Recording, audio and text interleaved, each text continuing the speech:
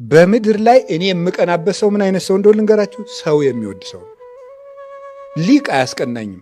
ለምን ደግሞ አያስቀናኝ? እውቀት ምንም ጥቅም የለውም። ዋናው ልብን ማንጻት ነው ጥቅሙ። የሚያስቀናው ሰው የሚወድ ሰው ነው። ሰው የሚወድ ሰው ግን በጣም ያስቀናል። ለዚያውም ደግሞ ዳዊት ይሏችኋል ምን አይነት ሰው ነው?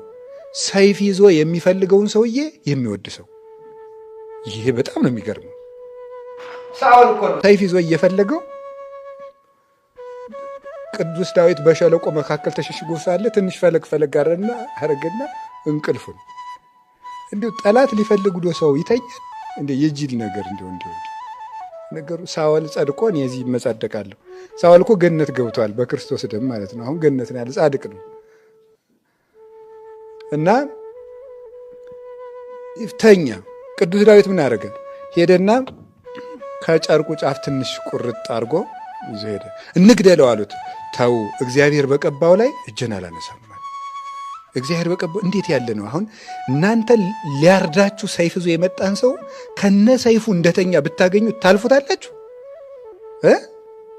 እንዲህ አላውቅም ጻድቅ የለም አይባልም። እንግዲህ እግዚአብሔር ሰው ሞልቶታል መቼስ በዘመንም በቤትም። እውነቴን ነው፣ ለመሳለቅ አይደለም። የሚያደርግ ይኖር ይሆናል፣ ግን ብቻ ከባድ ነው። እናንተ ቀሏችኋል?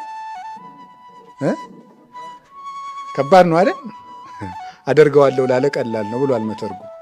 እና ወአንሰ አቀውኩ ፍናወ እጹባተ ያለው ይሄንን ነው ተብሏል መዝሙር 16 ላይ። አቤቱ ጌታዬ እኔ ግን ጭንቅ መንገዶችን ጠበቅኩ አለ። ጭንቅ ያለው ምንድን ነው? ጠላትን በእጅ አግኝቶ ጥሎ መሄድ።